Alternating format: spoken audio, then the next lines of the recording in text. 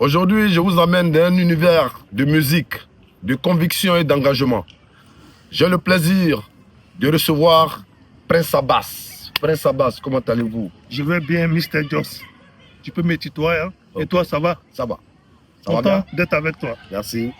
Nous sommes sur la radio GPS et GKS TV. Prince Abbas, peux-tu te présenter aux éditeurs et aux téléspectateurs? Avec plaisir, Mr. Joss.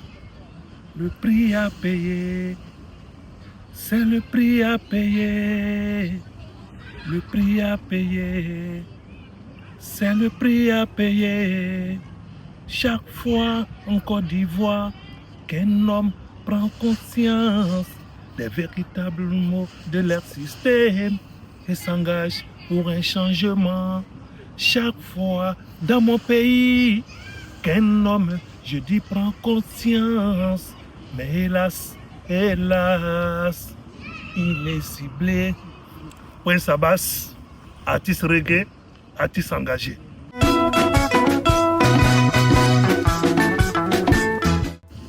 Prince Abbas, comment est-ce que tu es arrivé à la musique et pourquoi avoir choisi le reggae pendant que le Zouglou est l'identité culturelle de la Côte d'Ivoire? Merci, Mr. Joss. D'abord, tout a commencé en 1994 dans ma ville natale à Séguéla. C'est là-bas que j'ai eu un véritable contact avec le reggae. D'abord, venant de mes oncles, à chaque soir qui était tout en train d'écouter du Bob Marley. Et c'est là-bas mon amour a commencé pour le reggae. Et à chaque fois qu'on me traduisait toutes ces phrases en anglais, on me faisait une traduction en français, je voyais que c'était des éveils de conscience. Je vois que c'est une musique qui transcende toutes les frontières. Et qu'aujourd'hui, c'est écouté partout. C'est une musique contre l'injustice, c'est une musique pour la liberté, pour la voix des sans-voix. Tu véhicules vraiment des grands messages. Voilà, merci. Prince Abbas, côté musique, où en es-tu aujourd'hui? Combien d'albums as-tu produit ou bien combien de singles as-tu produit? Ma carrière avance sûrement. Aux côtés des albums de 96 à 2025 aujourd'hui, ça nous fait 4 albums et 4 singles qu'on a pu produire. Pas mal quand même. Ouais.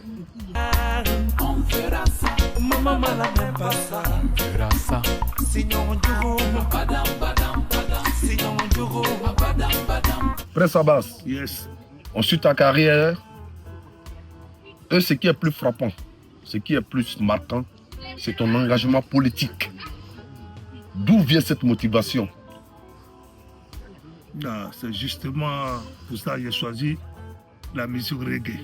L'éveil de conscience, la dénonciation, un combat contre la dictature, contre l'exclusion, et la xénophobie. L'injustice. Ouais. Ouais. Et la liberté d'expression, surtout. C'est ça.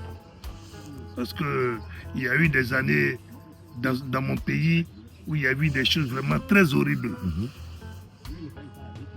Le pouvoir a abusé vraiment de mon peuple. Et pour ça, vraiment, je me suis rébellé. Comme je dis toujours, je suis un rebelle, mais un rebelle civilisé. D'accord. C'est là d'où vient ma motivation. D'accord. Et surtout que le reggae même, c'est une musique qui dénonce beaucoup de choses aussi. Une musique de combat. De combat aussi. De combat. Voilà. Donc, comment est-ce que tu vois les choses quand tu vois tes dévanciers aujourd'hui? Tu es sûr que c'est du reggae qu'ils font vraiment? Parce que est-ce qu'ils dénoncent comme toi aujourd'hui tu dénonces? Est-ce que tu es sûr que ces dévanciers-là dénoncent aujourd'hui? Ou bien tu les trouves un peu vendus? Ou bien comment tu les vois? Il y a ce qu'on appelle le commercial, il y a ce qu'on appelle la conviction. Moi, je fais partie de ceux qui sont animés par la conviction. Donc, nos dévanciers, beaucoup aujourd'hui ont déraillé. Beaucoup aujourd'hui sont plus sur le droit chemin. C'est ce qu'on constate aussi. Hein? Parce qu'ils sont devenus tous des commerciaux. C'est regrettable, mais c'est ce que nous vivons. On sait tous que tu es proche des souristes. Comment cette connexion s'est créée?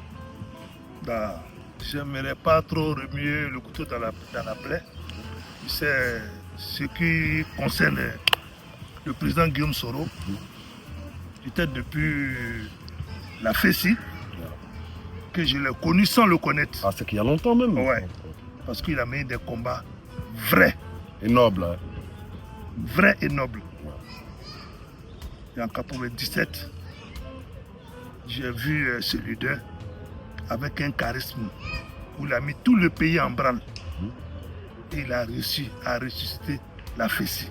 Ah ouais. Donc, j'ai dit, mais tiens, et moi, j'aime les personnes vraies, les personnes charismatiques, les personnes de conviction et les personnes de parole.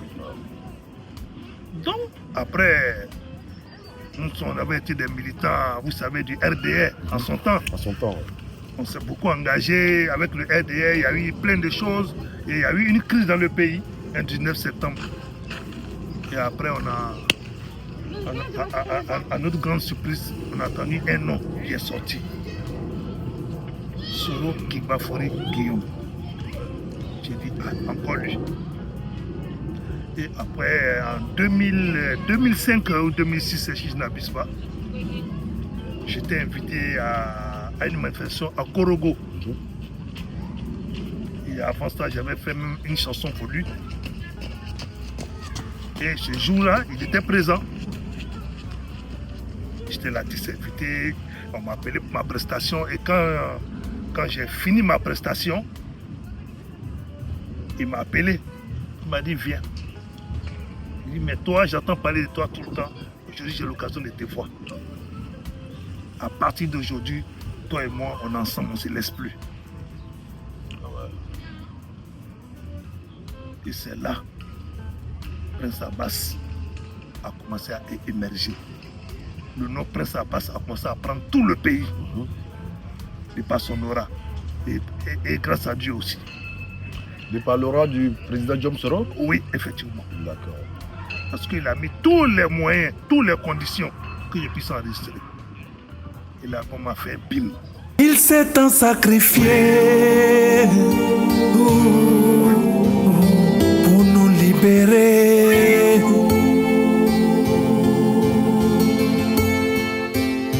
En retour, on veut l'humilier.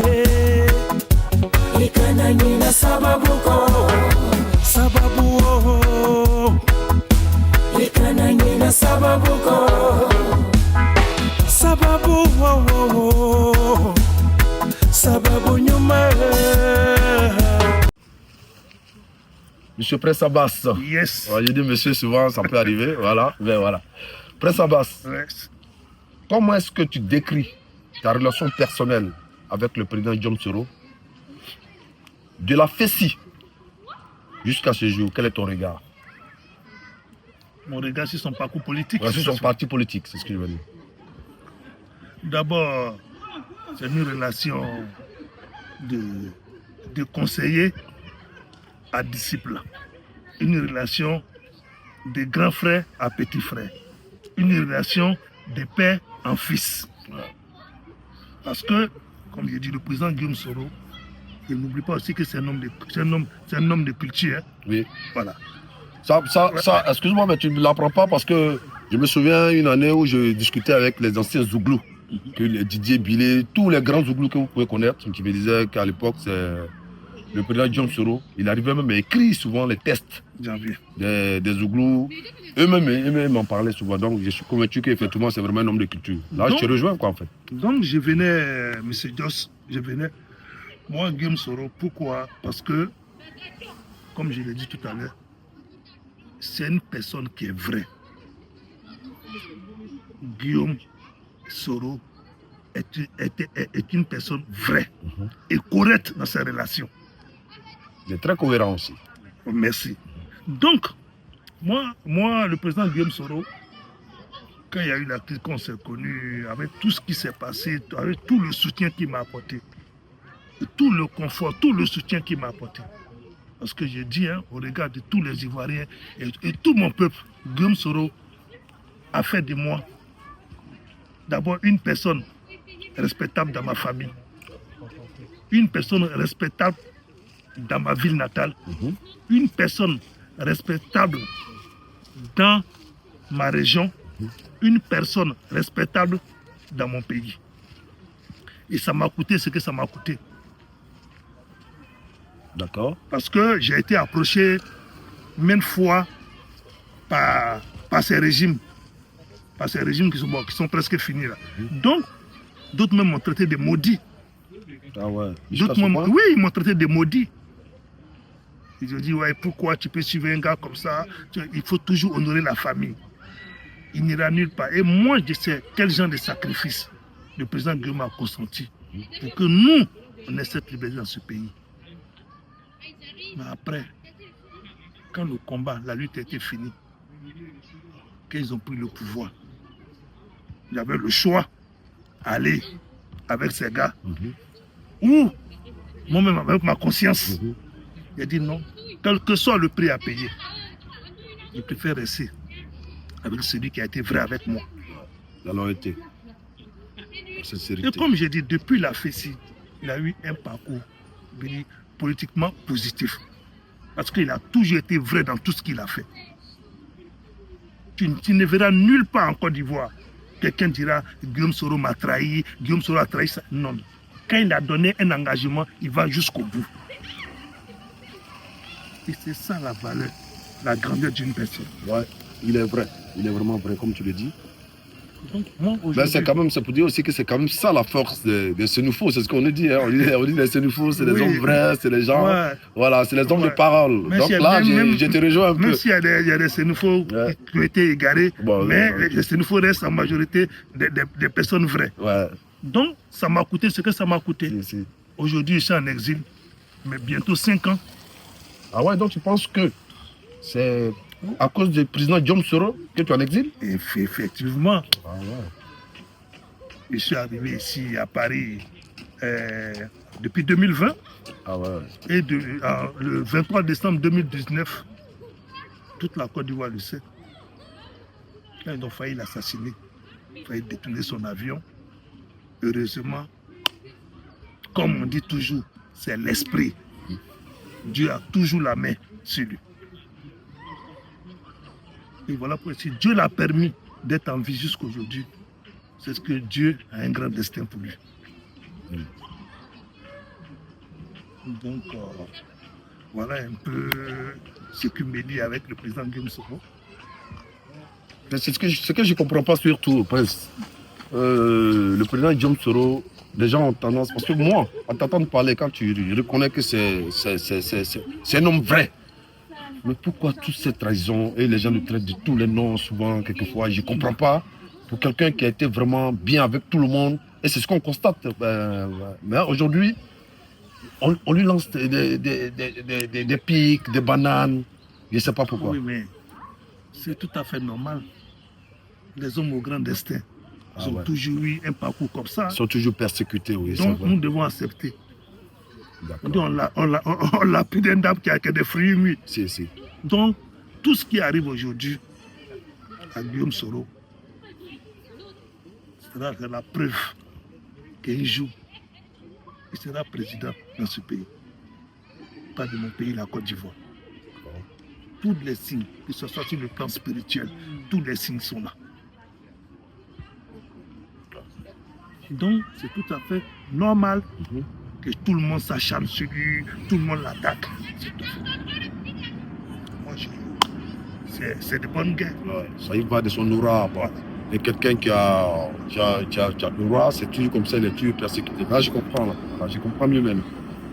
En tout cas, je te remercie. Donc, en gros, voilà, c'est un homme vrai. Ouais. Et pour ça, ça me coûtera ce que ça me coûtera. Ça, c'est la conviction, la loyauté. C'est important. C'est ça on aussi ira, qui fait un homme, hein? On ira jusqu'au bout. D'accord. Quoi qu'il arrive. Prince, en début de l'année 2025, le président Guillaume Soro a déballé une partie de son programme, notamment sur la culture. J'espère que tu l'as peut-être suivi. Qu'est-ce que tu en penses? Oui, mais il a donné un bon programme pour la culture. En tout cas, moi, personnellement, je me suis retrouvé là-dedans, comme tous les artistes, de tous bords. Hein, Je pense que ce programme, quand il sera appliqué, je pense que la culture ivoirienne s'en sortira. Toi qui as vraiment côtoyé son excellent John Sibafori Soro. Et puis, est-ce que tu penses que John Soro, au pouvoir, c'est John Soro, président de la Côte d'Ivoire, est-ce que les artistes pourront vivre de leur art? Non, avant de répondre à cette question, j'aimerais dire d'abord, grâce à Dieu, il sera président de la République de Côte d'Ivoire. Et grâce à Dieu, il sera le futur président de la Côte d'Ivoire. Et ce n'est pas qu'au niveau seulement des artistes. Les Ivoiriens auront du nouveau en Côte d'Ivoire, sur le plan social. Sur tous les plans, les Ivoiriens seront très très heureux. En ce qui concerne les artistes, moi-même je suis un exemple. Vu tout ce qu'il a fait pour moi, mais quand il sera président, ça veut dire que qui dit moi, dit les artistes de Côte d'Ivoire. Ça sera des milliers d'artistes qui seront dans ces conditions, dans ces très bonnes conditions, et ils pourront vivre de leur art. Parce qu'il a un programme qui pourra vraiment satisfaire le milieu culturel. Et tel que je le connais, il sait qu'il réussira. Ça n'a aucun doute. Pourquoi tu es si confiant comme ça? Parce que l'homme, c'est un homme d'engagement. Quand il dit, il le fait. Un homme de parole aussi. Il n'a jamais trahi sa parole. Regarde tout son cheminement. Dis-moi une fois où le président Guillaume Soro s'est dédié. Malgré toutes les difficultés, tout ce qu'il a traversé, il a toujours été là. Droit dans ses bottes. Il ne s'est jamais dédié. Donc pour ça, déjà, moi je pense que déjà même, il n'est même pas à la tête même de la Côte d'Ivoire. À part les ingrats, les Ivoiriens savent ce que Guillaume Soro a fait. Même pour ses adversaires, même pour ses ennemis. Imagine le président de la Côte d'Ivoire. Les Ivoiriens seront heureux. Imagine le président de la Côte d'Ivoire. On aura cette liberté dans ce pays. Le milieu culturel sera en vogue. On aura des spectacles. On aura plein de festivals. On aura plein de choses. Toute la culture dans toute sa diversité. Que ce soit les peintres, les artistes, dans toute sa diversité. Parce que c'est pas nous seulement les artistes, nous sommes des artistes chanteurs. Les artistes peintres, il y a dans toute sa diversité. Et vraiment, le président Guillaume Soro fera du merveille dans ce pays. Pour terminer sur la question, voilà, je vais te dire aussi que beaucoup d'artistes ivoiriens ont bénéficié des bienfaits de Guillaume Soro, directement ou indirectement, même à travers son directeur de protocole, et le nom ici est Soul to Soul, voilà, et à qui j'ai fait un big up. Beaucoup Soul a aidé beaucoup d'artistes ivoiriens au nom de Guillaume Soro. Beaucoup ont reconnu, beaucoup aussi à cause de leur engagement politique n'ont pas reconnu, mais tout ça pour te dire que quand le président Guillaume Soro sera président, la culture ira bien et se portera bien. Là, je comprends maintenant, pourquoi quand il est sorti de la prison Soul to Soul, tu as vu que tous les artistes ont convergé pour le saluer, tu as vu. C'est ça aussi du Soul to Soul, c'est ça aussi du Guillaume Soro. Mais ça, il fallait que tu le dises parce qu'il y a beaucoup qui ne savent pas ça. Oui. Voilà, il fallait que tu le dises. Voilà, pour quelqu'un qui est bien placé quand même. Voilà. Il a beaucoup fait pour les artistes. Soul aussi a beaucoup aidé les artistes. Tu as vu tous les médias à sa sortie. J'ai vu tous les artistes même. On était inondés tous les jours. Tous les jours. C'est ça du Guillaume Soro. Donc une fois aux affaires, c'est pour ça que le pays sera. Prince Abbas. Yes. Avant de nous quitter, je voulais juste te demander effectivement quel est ton projet en ce moment. Et en ce qui concerne aujourd'hui, avec tout ce que tu vois au niveau de la Côte d'Ivoire par rapport au rap ivoire, entre Imra, Didibé, bon, voilà. Quel est ton regard? Quel est le regard que tu portes là-dessus en fait? D'accord. Avant, j'aimerais commencer sur mes projets d'abord. D'accord. Actuellement, ils sont en studio, on sort un single bientôt, qui a été écrit par le président Guillaume Soro. Par le leader lui-même. Par le leader lui-même. Comme d'habitude. Qui a écrit une belle chanson, belle chanson. Matin natal, bientôt que le monde auront l'occasion d'écouter. Nous sommes sur le projet et on pense que ça finira bientôt. Mais j'espère que le président Guillaume Soro, il se déclare quand même à la SACEM Biruda parce que vraiment il a beaucoup écrit pour les artistes aussi quand même, que les gens Les gens ne disent pas. Mais comme je le disais tantôt, les Zouglous ont reconnu que Diom Soro a beaucoup écrit pour eux. Et plein de Zouglous qu'on connaît. Et aujourd'hui, là encore, tu me le dis, pour quelqu'un qui fait du reggae, vraiment, chapeau à lui. J'espère que vous êtes déclaré, monsieur le Président. Tu t'as déjà répondu à ma question. Ouais, voilà la raison pour laquelle il sera président. Ouais. Déjà, il n'est même pas président. Il a tout ce don qu'il est en train de faire. D'accord. Donc, on a su le projet et on compte finir le projet bientôt. Donc, en ce qui concerne le rap ivoire, Didibé, Imra, moi je pense que c'est la Côte d'Ivoire qui gagne. Avant ça, il y a eu plein de rivalités. Il y a eu Aïcha Koné, Reine Pelagi, Chantal Taïba, il y a eu Lougan François Baïs Pinto, ouais. Après il y a eu Debordeaux, il y a eu Arafat, ouais. Juste Didibé, Imra. Moi je pense que c'est la Côte d'Ivoire qui gagne. Si. Donc ça, il n'y a pas, je n'ai même pas ça une rivalité. Chacun apporte son petit grain. Ouais. À la musique ivoirienne. Ouais, ça plaît à l'édifice. Donc voilà. Voilà ce que je peux dire sur la rivalité. Moi, il n'y a pas de rivalité. Hein. Chacun se bat comme il peut pour mettre la Côte d'Ivoire au haut niveau, musicalement parlant. Prince, yes. Est-ce que on peut espérer un featuring avec les nouveaux artistes qui montent en ce moment? Est-ce qu'on peut espérer un featuring? Et puis, tu as tellement fait de scènes à Caen. À Caen, le spectacle, un grand spectacle pour Prince Abbas. Je voudrais commencer par la première question. En ce qui concerne les featuring et les artistes... les étoiles montantes.